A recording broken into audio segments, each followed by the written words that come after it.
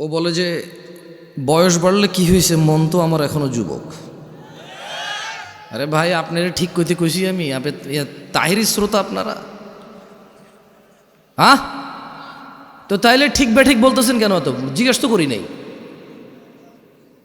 ভাই, সরি ভাই, কিছু করার দেয়। ওই যে ভিডিও ম্যানরা বলবে যে জামশেদ মজুমদার কি অহংকার নিয়ে কথা বলে, মানুষের তুচ্ছ করে কথা বলে। আরে এগুলা ওনারা কি করতেছে এখানে? আসতে ইসলাম শিখতে আসে, ঠিক বেঠিক আপনি সিদ্ধান্ত দিবেন। এই যখন থেকে শ্রোতারা ঠিক বেঠিক সিদ্ধান্ত দিচ্ছে, তখন থেকে বক্তারা যা খুশি তা বলে যে ঠিক কিনা, লোকে কয় ঠিক ঠিক হয়ে যায়, শেষ। আর কোনো মানদণ্ড নাই ঠিক বেঠিকের, কোনো কোরআন সুন্নাহ থেকে দলিল প্রমাণ লাগে না, খালি বক্তা গবু ঠিক কিনা, শ্রোতা গবু ঠিক, এই ঠিক, ব্যাস। যুব সমাজের অবক্ষয়তার কারণ যদি নিয়ে কথা বলি, সবগুলো তো দূরের কথা, 10টা 5টা কারণ তো দূরের কথা। যদি খালি যুবকের নেশার বিষয়ে কথা বলি, তা কতক্ষণ বলা সম্ভব?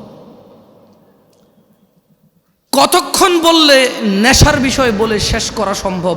আর আমি বা কতটুকু জানি কতটুকু অধঃপতন হয়েছে। যুবতীর বেপরদা, পর্দাহীনতা, এইটা নিয়ে যদি কথা বলি, তাহলে কতক্ষণ বলা সম্ভব? কতটুকুই বা বলার জ্ঞান রাখি? উলঙ্গ থেকে মানুষ বেপর্দা থাকতো, তারপর মানুষ জামা কাপড় পরল, ওগুলো পরে এখানে সেখানে এমন ডিজাইন করছে, উলঙ্গর চাইতে বেশি ভালগার দেখা যায়। তারপর কিছু মানুষ বোরখা বানানো শুরু করলো, স্ট্রবেরি কালার, পিঙ্ক কালার, বুকের সামনে ফুল, নাভির নিচে ফুল, কোমরের মধ্যে পিতা দিয়ে টাইট করে বান্দা দিয়া, হাত এভাবে তুইলা মেয়েরা মাদ্রাসার হাঁটে এখন। তো যুবতীর, আমার বোনের বেপরদা নিয়ে কথা বললে কতক্ষণ কথা বলবো, আর কতটুকুই বা বলা সম্ভব? আমি বা কতটুকু জানি? যুবকের অবক্ষয় নিয়ে কথা বললে, রাস্তাঘাটে কোনো মেয়ে ছক্কা লুডু খেলে না, সবগুলা যুবকরাই তো খেলে। রাস্তাঘাটে যুবতীরা সিগারেট, গাঁজা, ইয়াবা সেবন করে বেড়ায় না, যুবকরাই করে। এখনো সিনেমা হলের টিকিট যুবক যুবতীকে ফুসলায় ফাসলায় 2টা টিকিট কেটে নিয়ে যায় সিনেমা দেখতে। এখনো জানার সমস্ত বিল যুবক ভরে। রাস্তাঘাটে মারামারি, গালিগালাজ, এগুলো যুবকরাই করে, পুরুষরাই করে। আবার আল্লাহ থেকেও আদিষ্ট হয়েছে প্রথমে নিজের চক্ষু অবনত করে লজ্জাস্থানের হেফাজত করতে। সেই যুবক কিনা বেপরদা মহিলার দিকে তাকিয়ে থেকে ফেসবুকে পোস্ট করে, মাইক হাতে বেয়ে কথা বলে, জায়গা জায়গায় সমালোচনা করে, সমাজটা নষ্ট হয়ে গেছে, নারীরাই নষ্টের মূল, বেপরদা চলে, সব ছেলে নষ্ট করে দিছে। অথচ ও ল্যাংটা হাঁটলেও পুরুষের জন্য আল্লাহর পক্ষ থেকে আদেশ, নিচে তাকাবে তারপরে হাঁটবে। ও নিচে তাকাবে না, নিজেরটা মানবে না, আরেকজন মানে নাই, সেটার সমালোচনা করে বেড়ায় যুবক।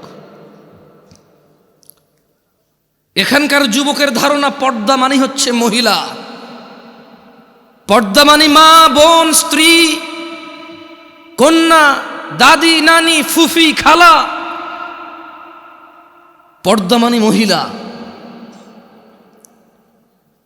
যখন তারা পর্দাকে এভাবে খ্রিস্টানদের মতো, ইহুদি নাসারাদের মতো যখন পরিবর্তন করতে শুরু করলো পর্দার মিনিং, তখন আল্লাহর আযাব এদের উপরে চলে আসছে। এদের মহিলারা বলতেছে যে আরে পর্দা কি পোশাকে আছে নাকি, মনে হলো পর্দা। কারণ এরা পর্দার অপব্যাখ্যা করেছে, এরা পর্দার মানে সমস্ত মহিলার বদনাম করেছে। কিন্তু নিজেকে যে আল্লাহ নিচের দিকে তাকানোর জন্য বলেছে, ওই মহিলার দিকে না তাকাইতে বলেছে, নিষেধ করেছে, সেটা সে মানেনি। ঘরে সিলিন্ডার গ্যাস ব্লাস্ট হলে নতুন বউ মারা গেছে, পুকুরে পড়ে মারা গেলে নতুন বউ মারা গেছে, যে বউটা যৌতুক দেওয়ার কথা ছিল যৌতুক দিতে পারে নাই, মোহর দিয়ে বিয়ে করার কথা ছিল, পুরুষ যৌতুক নিচ্ছে। এরপরে বলতেছে সমাজে পুরুষ নির্যাতন হয়, আপনারা জানেন না। তো তুই কি পুরুষ রে বেটা? পুরুষ তো মহিলাকে টাকা দিয়ে বিয়ে করে, তুই তো টাকা নিচ্ছিস। পুরুষ তো মহিলাকে টাকা দিয়ে বিয়ে করে, পুরুষ উপার্জনের জিম্মেদার নিজেকে মনে করে। মা বোনকে কাজে লাগাই দেয় না, মেয়েকে কাজে লাগাই দেয় না। পুরুষ মর্যাদা সম্পন্ন হয়, বলবে 3 বেলা খাবো, না পারলে 2, না পারলে 1। কিন্তু জিম্মেদারি উপার্জনের আমার বোনের না, আমার মায়ের না। যদি করে মুসলমান মেয়ে, কোনো হারাম কিছু নাই, মহিলা কাজ হতে পারে। আল্লাহ আমাদেরকে বোঝার তৌফিক দান করুন। কি এখনো কি হাসি পাচ্ছে? নাম হচ্ছে সালাফি কনফারেন্স। বসে আছে যারা নিজেদেরকে দাবি করে মানহাজুস সালাফের মধ্যে যারা আছি আমরা। মানহুমুস সালাফ, সালাফকে আসহাবান নবী সাল্লাল্লাহু আলাইহি ওয়াসাল্লাম, নবী সাল্লাল্লাহু আলাইহি ওয়াসাল্লামের সাহাবারা হচ্ছে সালাফ। আমরা বলছি আমরা ওদের অনুসরণকারী, আর বসে বসে কমেডি করি এখানে এসে। আল্লাহ আমাদেরকে বোঝার তৌফিক দান করুন। সরি, আপনারা মনে কষ্ট নিয়েছেন আমার কথায়? দুঃখজনক। এই শীতের মধ্যে এত কষ্ট করে বসে আছেন হাসি তামাশা করার জন্য, মোবাইলে কমেডি দেখেন, এখানে বসে আছেন কেন?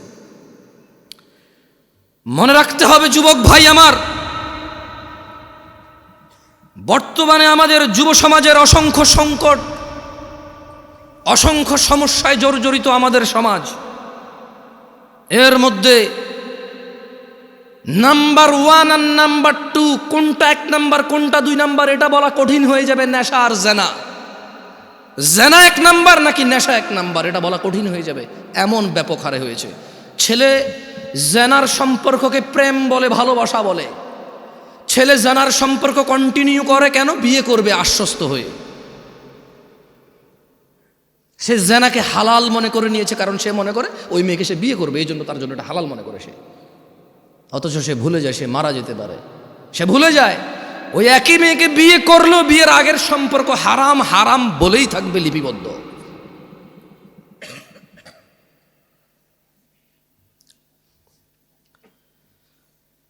যুব সমাজ মাদকের মরণ নেশায় মেতে উঠেছে। বর্তমান সময়ে অধিকাংশ যুবক মাদকে আক্রান্ত, ধ্বংসের অবলীলায় নিপতিত হতে দেখা যায়। বিভিন্ন ধরনের মাদকের সয়লাভ যুবকদের মধ্যে ছড়িয়ে পড়াতে তারা কোনো না কোনো উপায়ে নেশাগ্রস্ত হয়ে পড়েছে। যারা নেশা করে তারা অধিকাংশই জানে নেশা কোনো রকম উপকারী বা ভালো কাজ নয়, এবং তা মানুষের জীবনাশক্তি বিনষ্টকারী। এইসব জেনে শুনেও যুবক মাদকাসক্ত নেশার অন্ধকার জগতের মধ্যে থাকতে চায়। ও থাকতে চায় নেশায় বিভোর হয়ে, উদাসীনতায় মেতে থাকতে চায়, এটা জেনেও যে নেশা ওকে ধ্বংসের সর্ব উচ্চ পর্যায়ে নিয়ে যাবে, ধ্বংসের সর্বশেষ পর্যায়ে নিয়ে যাবে, এটাও জানে, তারপরও সে মেতে থাকতে চায় নেশায়। মাদকাসক্ত তরুণ প্রজন্ম ধর্ম কর্ম সব কিছু বিসর্জন দিয়ে হতাশাকে, স্যাডনেসকে, সরৌনেসকে আপন করে নিতে চায়, সঙ্গী করে নিতে চায়। জীবনের চলার পথ থেকে বিভ্রান্ত হয়ে পড়েছে এবং বিবেক বুদ্ধি হারিয়ে সামাজিকতা থেকে দূরে সরে যেতে চায় যুবক, নেশায় আসক্ত হয়ে, নেশাকে আপন করে নিয়ে। অথচ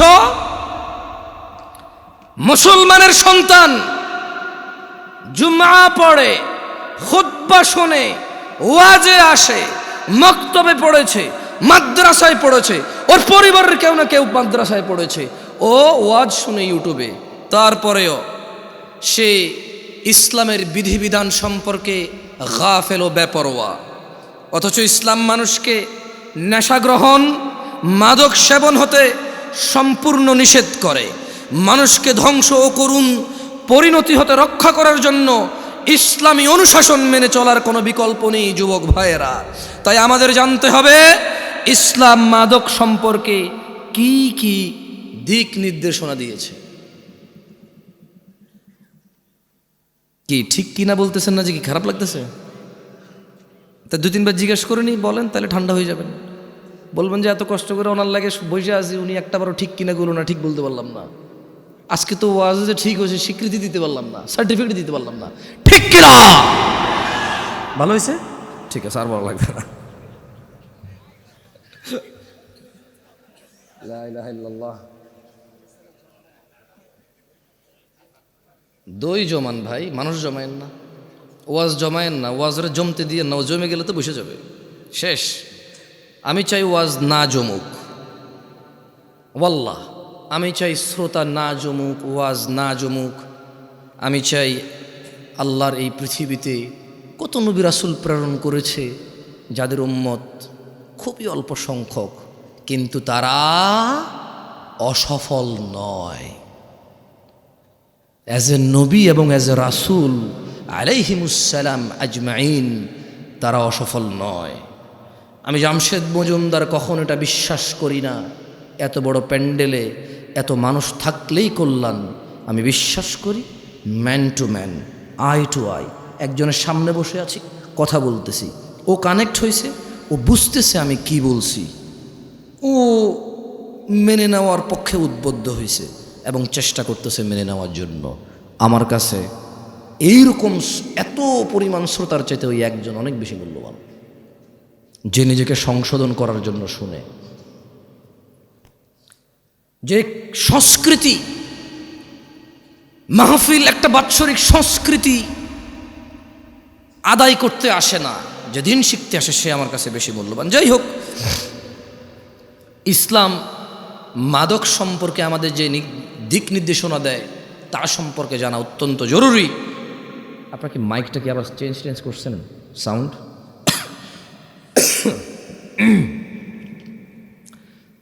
রাসূলুল্লাহ সাল্লাল্লাহু আলাইহি ওয়াসাল্লাম মাদক সম্পর্কে সতর্কবাণী উচ্চারণ করে বলেন, যে কোনো ধরনের নেশাজাত পানীয় হারাম। কোন ধরনের? এইগুলা বলিয়েন, ঠিক বা ঠিক জিজ্ঞেস করবো না, মানে এতক্ষণ তো কথা বলছি, এখন 2-1টা হাদিস পড়ব, আয়াত পড়ব, আপনাদেরকে জিজ্ঞেস করব। যেটা জিজ্ঞেস করব ক্লাসে যেমন শিক্ষকরা ছাত্রদেরকে পড়ায়া জিজ্ঞেস করে, ছাত্ররা বলে, আমি চাই একটা হাদিস পড়ব, আপনাদের জিজ্ঞেস করব, আপনারা বলবেন। তাহলে কি হবে? আপনারা যখন বলবেন এটা আপনারা ইজিলি মুখস্থ করতে পারবেন, মনে থাকবে ইনশাআল্লাহ। আল্লাহ আমাদেরকে তৌফিক দান করুন, আমিন। তাহলে মুহাম্মদ সাল্লাল্লাহু আলাইহি সাল্লাম বলেছেন যে কোনো ধরনের নেশাজাত পানীয় হারাম। কয় ধরনের? কোনোটা কি বাদ গেছে? টিকটিকির লেজ, ইয়াবা, গাঁজা, এগুলো তো হাদিসের নাম নিয়ে নাই, এগুলো হাদিসে নাম নিয়ে নাই। কিন্তু যেই জিনিসের নেশা হয় সেটা হারাম কে বলেছে? মুস্তাফা আলাইহিস সালাম। তিনি আরো বলেন, কুল্লু মুস্কিরিন খামর, নেশাজাত যে কোনো দ্রব্যই মাদক। ও কুল্লু মুস্কিরিন হারাম, আর যাবতীয় মাদকই হচ্ছে হারাম। ওয়ামান শারিবাল খামরা ফিদ দুনিয়া ফামাতা ওয়া হুয়া ইউদমিনুহা লাম ইয়াতুব, আর যেই ব্যক্তি দুনিয়াতে মাদক সেবন করে অতঃপর নেশাগ্রস্ত অবস্থায় মৃত্যুবরণ করে তওবা না করে, লাম ইয়াশরাবহা ফিল আখিরা, আল্লাহ সুবহানাহু ওয়া তাআলা আখিরাতে তাকে মদ পান করা থেকে বঞ্চিত করবে। তাহলে আমরা বুঝলাম আনার জান্নাতি ফল, আঙ্গুর জান্নাতি ফল, মদও জান্নাতি পানীয়। মদ কি? মদ কি? জান্নাতি পানীয়। তবে জান্নাতি পানীয় যে মদ, ওখানে নেশা নাই। বিশ্বে আমরা মানুষরা যে মদ তৈরি করি সেই মদের নেশা আছে। আর যদি নেশা না হয় এটাকে মদই বলা হয় না। বুঝে আসছে না? আসে নাই? ওটাকে শরবত বলে। কি বলে? যেটা খেলে নেশা হয় না ওটাকে কি বলে? আর যেটাই খেলে নেশা হয় সেটাকে কি বলে? মদ। আখিরাতের মধ্যে নেশা হবে না, কিন্তু ওটার নাম মদ। কেমন? আল্লাহ আমাদেরকে বুঝার তৌফিক দান করুন, আমিন। মানব সভ্যতার প্রতি মারাত্মক হুমকি সৃষ্টিকারী দেশের অন্যতম অভিশাপ মাদকাসক্তি। মাদক দ্রব্যের নেশার ছোবল এমনই ভয়ানক যে তা ব্যক্তি, পরিবার, সমাজ, দেশ থেকেই বিচ্ছিন্ন করে না খালি, বরং তা সমগ্র জীবন ধ্বংস করে দেয়। মানবতার মুক্তির কাণ্ডারি ইসলামই সর্বনাশা মাদক সম্পর্কে মানব জাতিকে সর্বোচ্চ সতর্ক করেছে। মানুষ যাতে মাদক থেকে দূরে থাকে তার জন্য মাদক সেবনে এই নেশাগ্রস্ত ব্যক্তির জন্য ইসলাম শাস্তির ব্যবস্থা করেছেন, ঘোষণা করেছেন, যাতে মানুষ আল্লাহকে পরোয়া করে, যাতে মানুষ জান্নাতকামীরা, জান্নাতের মনোবাসনা যাদের ভিতরে আছে, যারা জাহান্নাম থেকে বাঁচতে চায়, যারা রক্ত পুজ খেতে চায় না, যাদের ইচ্ছা নেই মাথার উপরে আল্লাহ গরম পানি ঢেলে দেবে আর টকবক টকবক করে এটা উতরাবে, যাদের এমন ইচ্ছে নেই জাক্কুম ফল খাওয়ার, জাক্কুম কাটা খাওয়ার, যাদের এমন ইচ্ছে নেই হুতমাতে যাওয়ার, ওয়াইলে যাওয়ার, আগুনে প্রবেশ করার, ইসলাম তাদের জন্য ওয়ার্নিং দিয়েছে মদের বিষয়। কি বলেছে? কোরআনুল কারীমে আল্লাহ বলেছে, ইয়া আইয়ুহাল্লাযীনা আমানু, ও মুমিনগণ। তাহলে কি সবাইরে বলছে? সবাইরে বলছে। কারে বলছে? কারে বলছে? অমুসলিমদেরকে বলে নাই? irrelevant to them because they don't believe in Allah subhanahu wa ta'ala. তারা আল্লাহকে বিশ্বাস করে না, সো তারা আখিরাতকে বিশ্বাস করে না, জান্নাতকে বিশ্বাস করে না, জাহান্নামকে বিশ্বাস করে না। বলে যে আমরা দেখছি না তো এটা। অথচ তারা আলোকে বিশ্বাস করে দেখা যায় না, বাতাসকে বিশ্বাস করে দেখা যায় না। এরপরে আবার প্রতিবেদন আসবে এই জমিন থেকে অমুক গ্রহে যেতে 10 লক্ষ কোটি বছর লাগবে। তুই কেমনে বুঝছস? তুই কি গেছস? যা ফিরে আসছ তো বুঝছো? হ্যাঁ আমি গেছি, 10 লক্ষ কোটি বছর লাগছে আমার। হ্যাঁ, তারা এগুলো বিশ্বাস করে। অবশ্য আমি বলছি না যে ভুল, তবে আমি সঠিকও বলতে পারবো না, কারণ কোনো একটা জিনিসের দূরত্ব বলার জন্য জরুরি হচ্ছে আমি ওই দূরত্বটা বুঝবো, গতিটা বুঝবো, ক্যালকুলেশন করবো যে হ্যাঁ এতদিন পরে যায় পৌঁছাবে। এখন একটা জিনিস 10 লক্ষ কোটি বছর দূরে, আমি কেমনে বুঝছি এটা 10 লক্ষ কোটি বছর? মানে আমি কিছু কি, মানে কোনো একটা গতিশীল কিছুকে তো বানাইতে হয়েছে, বানায় মাপতে হয়েছে, এটা যদি এই গতিতে যায় তাহলে 10 লাখ কোটি বছর লাগবে। এখন এটা এই গতিতে 10 লাখ কোটি বছর লাগবে কেমনে বুঝছি? ওই দূরত্ব তো আমি দেখতেছি না। তারা এগুলো বিশ্বাস করে। তারা জান্নাত জাহান্নাম বিশ্বাস করে না, বলে যে দেখছি না। অথচ ঘুমের মধ্যে মানুষ কান্না করে, কেন? সাপে কামড় দিছে। ঘুমের মধ্যে মানুষ ঘামায়া যায়, কেন? খাদে পড়ে যাচ্ছে। ঘুমের মধ্যে মানুষ হাউ মাউ করে চিল্লায়, কেন? ওর বাপ মারা গেছে, মা মারা গেছে। উঠে দেখে যে না, ও স্বপ্নে দেখেছে। ও ঘুমে কষ্ট পায়। ঘুমে কি পায়? কষ্ট পায়। সে জাহান্নামে যে আযাব আছে সে সেটা অনুভব করতে পারে না। বলে দেখি নাই। তাহলে আল্লাহ কাকে বলেছে? খেয়ে ফেলেছেন, চা নাস্তার ব্যবস্থা করেন, এরা তো ওয়াজ খেয়ে ফেলে। ইয়া আইয়ুহাল্লাযীনা আমানু, হে তোমরা যারা ঈমান এনেছো, ইন্নামাল খামরু ওয়াল মাইসিরু ওয়াল আনসাবু ওয়াল আজলাম রিজসুম মিন আমালিশ শাইতান ফাজতানিবুহু লাআল্লাকুম তুফলিহুন। ও আমার যুবক ভাই, মনোযোগ দিয়ে শোনো, তোমার রব কি বলছে। তিনি বলছেন, ও তোমরা যারা ঈমান এনেছো, নিশ্চয় মদ, জুয়া, প্রতিমা ও ভাগ্য নির্ণয়ক তীর হচ্ছে ঘৃণ্য বস্তু, শয়তানের কারসাজি। সুতরাং তোমরা এই সব বর্জন করো। কেন বর্জন করবে? লাআল্লাকুম তুফলিহুন, লাআল্লাকুম তুফলিহুন। মদ ছেড়ে দাও, লাআল্লাকুম তুফলিহুন। জুয়া ছেড়ে দাও, লাআল্লাকুম তুফলিহুন, যাতে তোমরা সফল হও, বিজয়ী হও। কোন মানুষ মদ খেয়ে নেশা করে অথবা জুয়া খেলে সফল হবে না, ইম্পসিবল। আল্লাহ সুবহানাহু ওয়া তাআলা বলেছে এটা, যে তোমরা মদ ছাড়ো, জুয়া ছাড়ো। কেন? লাআল্লাকুম তুফলিহুন, যাতে তোমরা সফল হতে পারো। আবু দারদা রাদিয়াল্লাহু আনহু থেকে বর্ণিত, তিনি বলেন, আমাকে আমার প্রিয় বন্ধু রাসূল সাল্লাল্লাহু আলাইহি ওয়াসাল্লাম এই মর্মে ওসিয়ত করেছেন, লা তাশরাবিল খামর ফাইন্নাহা মিফতাহু কুল্লি শারর। একদা আবু দারদা রাদিয়াল্লাহু আনহু বলছে যে মুহাম্মদ সাল্লাল্লাহু আলাইহি ওয়াসাল্লাম আমার বন্ধু আমাকে ওসিয়ত করেছে। কি করেছে? কি করেছে? আপনারা ঠিক বলতে বলতে অভ্যস্ত তো, ওইটাই খালি বলেন, অন্য কিছু আর বলেন না। কি করেছে? ওসিয়ত করেছে। আমার সাথে পড়েন হাদিসটা, বলেন আবু দারদা রাদিয়াল্লাহু আনহু থেকে বর্ণিত,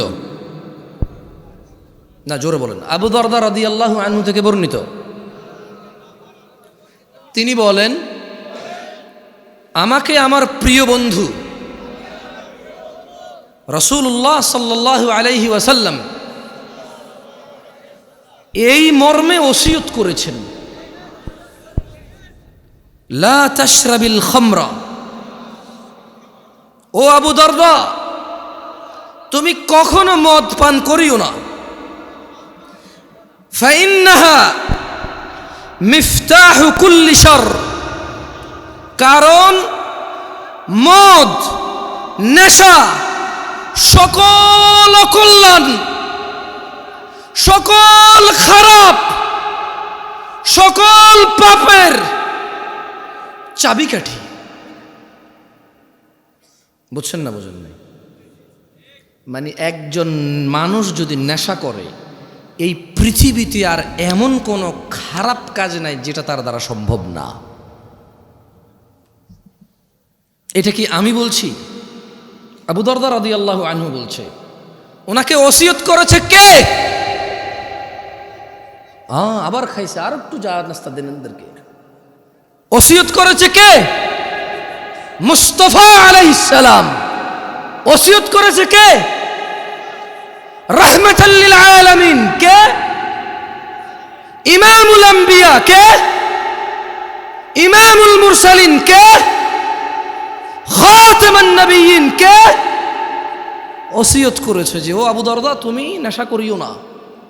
তুমি যদি নেশা করো তাহলে এটা সকল পাপের, সকল অকল্যাণ, সকল অঘটনের চাবিকাঠি হচ্ছে এই নেশা। তাইলে ছোট্ট একটা গল্প বলি বনি ইসরায়েলের। কেমন? আল্লাহ নবী সাল্লাল্লাহু আলাইহি ওয়াসাল্লামও বলেছে যে তোমরা বনি ইসরায়েলের গল্প বলো, তবে মিথ্যা বলিও না। কি বলিও না? মানে বানায় বানায় বলিও না। তাহলে আমি কি ছোট্ট একটা বনি ইসরায়েলের গল্প বলবো? আপনাদের কষ্ট হয়ে যাচ্ছে, আমি বক্তব্য ছেড়ে দেবো ইনশাল্লাহ 2-1 মিনিটের মধ্যে। আপনি না গেলেই বলি, আর কত মানুষ কষ্ট হইতেছে। আপনি চালান, আমি পারবো না এত বেশি চালাইতে। বেশি চালাইলে ব্রেক ধরবে না, পরে ডাইরেক্ট 120 গতিতে মারলে 30-40 পিছিয়ে এসে মেরে দিবে গাড়ি। একদা বনি ইসরায়েলের জৈনিক রাষ্ট্রপতি, মানে একজন সরকার প্রধান বা রাজা, ওর যুগের, মানে ওই রাজা তার সময়ে একজন আবেদ, বুজুর্গ মানে বুঝেন, নেককার মানুষ। কি মানুষ? নেককার মানুষ। তো ওই রাষ্ট্রপতি ওর যুগের একজন নেককার মানুষকে 4টি কাজের যে কোনো একটি কাজ করতেই হবে বাধ্য করেছে। যদি না করে ওকে হত্যা করবে। তাহলে বনি ইসরায়েলের একজন রাষ্ট্রপতি একজন বুজুর্গ নেককার মানুষকে কয়টি কাজ করতে বলছে? না, এই যে খেয়ে ফেলছেন। 4টির যে কোনো একটি, মানে করতেই হবে। চারটির যে কোনো একটি হলেও করতে হবে। তো তাকে কি বললো? তাকে বললো যে শোনো, তুমি হয় মদ খাবা, তুমি হয় মদ খাবা, অথবা মানব হত্যা করবা, মানুষকে খুন করবা, অথবা শূকরের মাংস খাবা, অথবা তুমি কি করবা? জেনা ব্যভিচার করবা। তাহলে লোকটা কি আমাদের মতো কেউ ছিল? কি ছিল? কি ছিল? ফরহেজগার। মাশাআল্লাহ।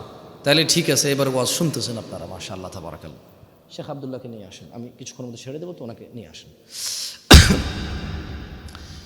তাহলে লোকটা ফরেজগার ছিল, ওকে কয়টা জিনিসের যে কোনো একটা করতে বাধ্য করেছে? চারটার। এক, নেশা। কি? দুই, হত্যা। তিন, ব্যভিচার। চার, শূকরের মাংস। এখন ওকে বলছে যে তুমি যে কোনো একটা হইলেও করতে হবে, নাহলে তোমাকে হত্যা করা হবে।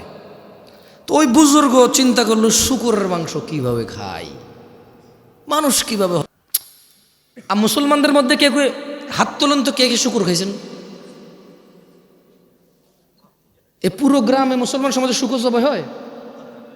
গাঁজা পাওয়া যায় কিনা? হ্যাঁ, দেখছেন ওই বুজুর্গরও একই অবস্থা হয়েছিল। আর হাসতেছে, আবার হাসতেছে, এটা কমেডি বুজুর্গ।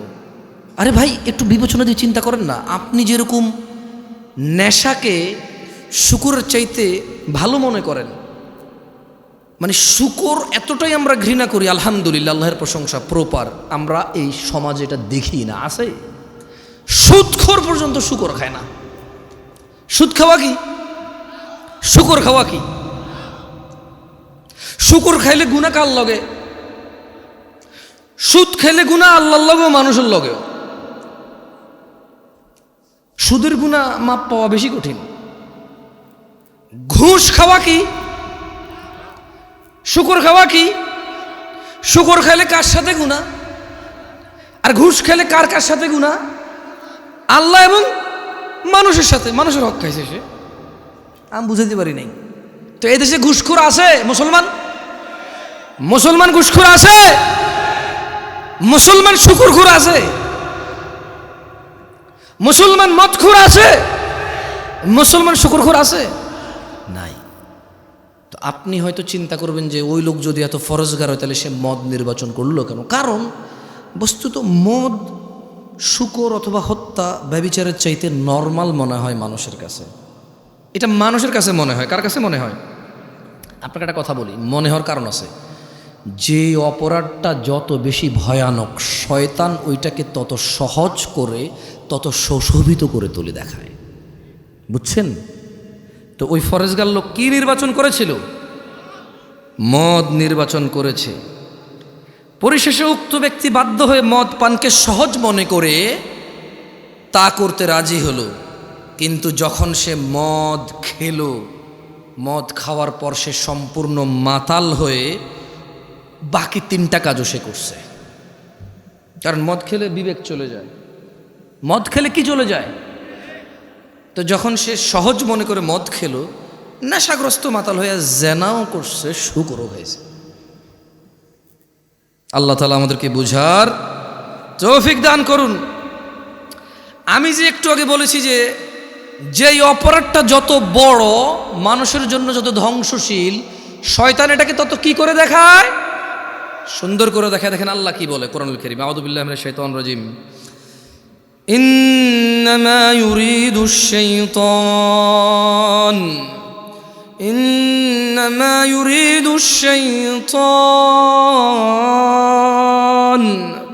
আন ইউকিআ বাইনাকুমুল আদাওয়াহ ওয়াল বাগদাআ ফিল খামর في الخمر والميسر ويصدكم عن ذكر الله وعن الصلاة فهل أنتم منتهون। নিশ্চয়ই শয়তান মদ, জুয়ার দ্বারা। নিশ্চয়ই ইন্নামা ইউরিদু শাইতান, নিশ্চয়ই শয়তান চায় মদ জুয়ার দ্বারা তোমাদের মধ্যে পারস্পরিক শত্রুতা বিদ্বেষ ঘটাতে এবং তোমাদের আল্লাহর স্মরণ ও নামাজ থেকে বিরত রাখতে। নিশ্চয় শয়তান কি চায়? মদ জুয়ার মাধ্যমে নিজেদের মধ্যে ভেজাল পাকাই দিতে এবং সলাৎ থেকে দূরে রাখতে এবং আল্লাহর স্মরণ থেকে দূরে রাখতে। তবু কি তোমরা, আল্লাহ বলছে যে ফাহাল আনতুম মুনতাহুন,